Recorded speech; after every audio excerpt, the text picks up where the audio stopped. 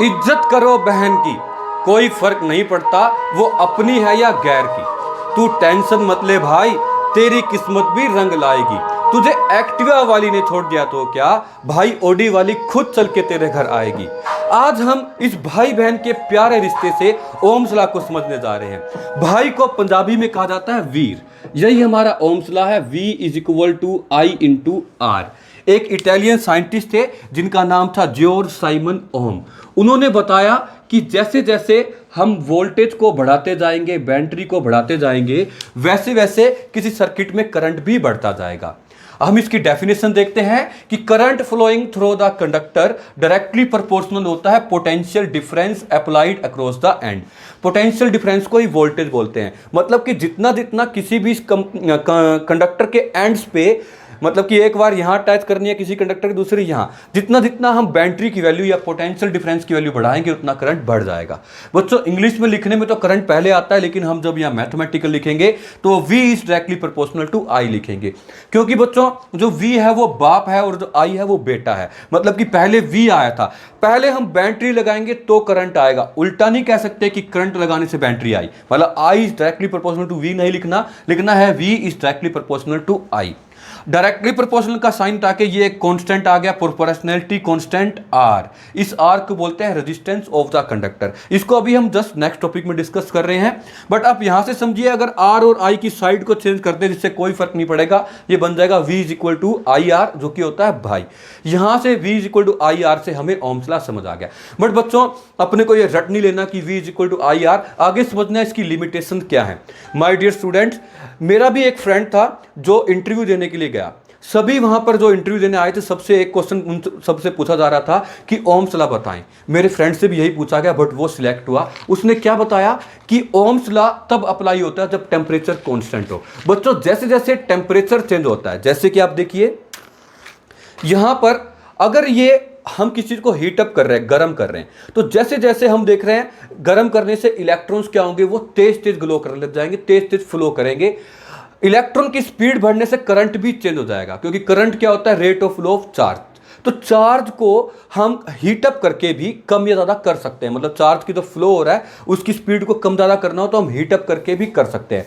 तो my dear student, तभी कहा जाता है कि टेम्परेचर कांस्टेंट रखना है, अदरवाइज ये लोग गलत हो जाएगा। उतनी ही बैटरी में अगर एक कंडक्टर को गर्म करके हम यूज कर रहे हैं, एक को ठंडे में कर रहे हैं, दोनों में करंट डिफरेंट डिफरेंट होगा। तभी क्या है कि जो कांस्टेंट क्या होना चाहिए, टेम्परेचर और फिजिकल कंडीशन, मतलब प्रेशर और टेम्परेचर कांस्टेंट रहने चाहिए, तो ही ये लो अप्लाई है। समझ आ गया? हमने क्या समझा कि वोल्टेज बढ़ेगी तो करंट बढ़ेगा, बट टेम्परेचर क्या होना चाहिए, कांस्टेंट। तो पूरी प्रॉपर डेफिनेशन आप पढ़ लीजिएगा। आगे देखिए बच्चों, जैसे जैसे वोल्टेज बढ़ रही है करंट भी बढ़ रहा है, इसीलिए इनके बीच में जो ग्राफ आ गया वो कैसा आ गया बच्चों, एक स्ट्रेट लाइन आ गया। तो ये ग्राफ भी अपने को ड्रॉ कर देना है। अब हम आगे देखते हैं कि ये जो R था, ये R क्या होता है, V बाई I। इस R को हम बोलते हैं रेजिस्टेंस। ये रेजिस्टेंस होता है किसी भी कंडक्टर की property by virtue of which, जिसके द्वारा वो कंडक्टर अपोज करता है फ्लो ऑफ चार्ज को थ्रू इट। इसको एक बार थोड़ा डिटेल में समझिए, फिर डेफिनेशन समझेंगे। बच्चों देखो, जैसे जैसे ये R बढ़ता जाएगा उतना उतना करंट कम होता जाएगा। एक एग्जांपल से आप समझिए, मान लो कि मेरे पास एक इस तरह से कंडक्टर हैं, दो कंडक्टर हैं अलग अलग। एक मेरे पास है वुड, एक तो लकड़ी है, और एक मेरे पास है कॉपर, तांबा है। दोनों में सेम बैटरी मैंने अप्लाई कर दी, क्या दोनों में सेम करंट चलेगा या डिफरेंट डिफरेंट? तो आप कहोगे सर डिफरेंट। मतलब कि जब V जब होता है ये सेम रहे तो भी करंट डिफरेंट हो सकता है। ऐसा इसलिए क्योंकि R सबके लिए डिफरेंट होता है। जो R है बच्चों, ये भगवान ने, गॉड ने, ईश्वर ने, अल्लाह ने किसी मटेरियल के अंदर एक प्रॉपर्टी डाली है। जितना जितना R बढ़ता जाएगा उतना उतना करंट कम होता जाएगा। R है resistance of a material. R बच्चों वुड के लिए ज्यादा होगा, लकड़ी के लिए ज्यादा होगा, और कॉपर के लिए कम होगा। इसीलिए R की प्रॉपर डेफिनेशन यही है कि R जो है वो रेजिस्टेंस होता है। रेजिस्टेंस एक प्रॉपर्टी होता है जिसके द्वारा कोई भी मटेरियल फ्लो ऑफ चार्ज को अपोज करता है। क्या करता है? अपोज। इसकी एक डेफिनेशन और भी है बच्चों कि यह रेशियो होता है V और I का। It is equal to ratio of potential difference applied across the conductor to the current flowing through it. मतलब V बाय I की रेशियो को भी R बोलते हैं। R की ऐसा यूनिट होती है बच्चों ओम। आर की एसआई यूनिट क्या होती है? ओम। ये अपने को ओम्स लॉ ने ही बताया था। हम आगे देखते हैं बच्चों, factor affecting the resistance. Resistance को जो फैक्टर इफेक्ट करते हैं वो दो होते हैं, एक तो होता है लेंथ, दूसरा होता है एरिया। जैसे जैसे लेंथ बढ़ती जाती है रेजिस्टेंस बढ़ती जाती है। जैसे कि मैं कह दूं एक बैटरी से आपने वायर अटैच करी, वो बहुत बड़ी है, यहां से लेके पाकिस्तान तक जा रही है, तो क्या वहां तक चार्ज को फ्लो कर पाएंगे हम छोटे सेल से? नहीं। तो हम देख रहे हैं लेंथ बढ़ने से, जो वायर की लेंथ बढ़ती है, करंट कम हो जाता है, रेजिस्टेंस बढ़ जाती है। और दूसरी बात, जैसे जैसे एरिया ऑफ क्रॉस सेक्शन बढ़ता है तो रेजिस्टेंस कम हो जाती है, इसलिए रेजिस्टेंस इनवर्सली प्रोपोर्शनल टू है एरिया के। दोबारा समझिए, रेजिस्टेंस डायरेक्टली प्रोपोर्शनल लेंथ के है और इनवर्सली प्रोपोर्शनल एरिया के है। बच्चों ये हमारे पास दो इक्वेशन आ गई, इन्हीं इक्वेशंस को अगर हम कंबाइन करें तो इससे हम रेजिस्टिविटी भी बता पाएंगे। चलिए अब हम रेजिस्टिविटी करते हैं। देखो R is directly proportional to length था, ये तो थी इक्वेशन फर्स्ट, और R is inversely proportional to था एरिया। इन दोनों इक्वेशंस को जब हम कंबाइन करेंगे तो ये बन जाएगा R is directly proportional to L by A। ये हमने कंबाइन कर लिया कि लेंथ बढ़ेगी तो रेजिस्टेंस बढ़ेगी, एरिया बढ़ेगा तो रेजिस्टेंस कम होगी। अब बच्चों बात आती है डायरेक्टली प्रोपोर्शनल का साइन हटाया तो हमारे पास कोई कांस्टेंट आ गया, इसी कांस्टेंट का नाम होता है रेजिस्टिविटी या फिर स्पेसिफिक रेजिस्टेंस।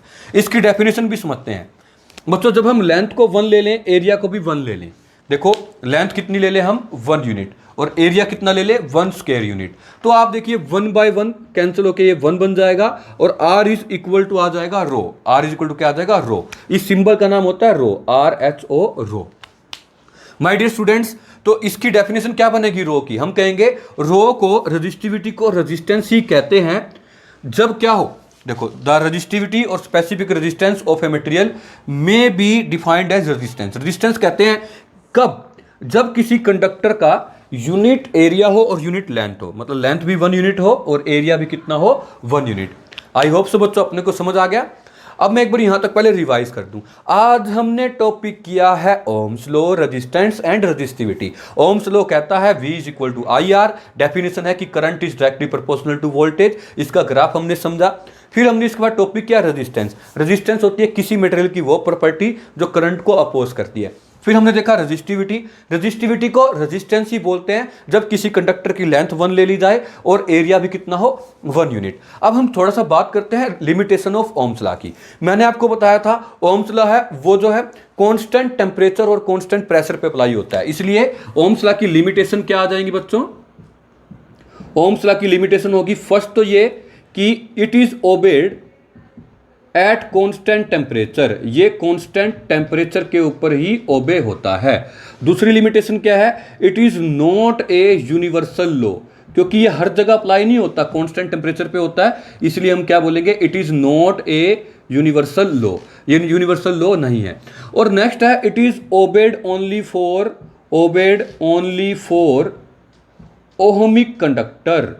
ओहमिक कंडक्टर बच्चों, ओहमिक कंडक्टर क्या होते हैं? जो ओम्स लॉ को फॉलो करते हैं। जैसे हमारे घरों में सोलर पैनल लगे होते हैं, सोलर सेल लगे होते हैं, वो धूप डालने से, सनलाइट से चलने लग जाते हैं बिना बैटरी के भी, वो नॉन ओहमिक कंडक्टर हैं। केमिस्ट्री में जो ग्रुप 14 के एलिमेंट हैं जैसे कि carbon, silicon, germanium, tin, lead, ये सब नॉन ओहमिक हैं। अपने को डिटेल में नहीं जाना, ये तीनों लिमिटेशन अपने को पता होनी चाहिए, अपने को ग्राफ बनाना आना चाहिए, ओम्स लॉ अपने को अच्छे से उसकी डेफिनेशन आनी चाहिए। अब हमारे पास आ जाता है बच्चों रेजिस्टेंस की यूनिट क्या थी? ओम। रेजिस्टेंस की यूनिट क्या थी? ओम। ऐसे ही रेजिस्टिविटी की यूनिट निकालते हैं। रेजिस्टिविटी को आप यहीं रखो तो रो क्या आ जाएगा? ये रो क्या आ जाएगा? RA/L। बच्चों रेजिस्टेंस की यूनिट होती थी ओम, एरिया की यूनिट होती है मीटर स्क्वायर, लेंथ की यूनिट होती है मीटर।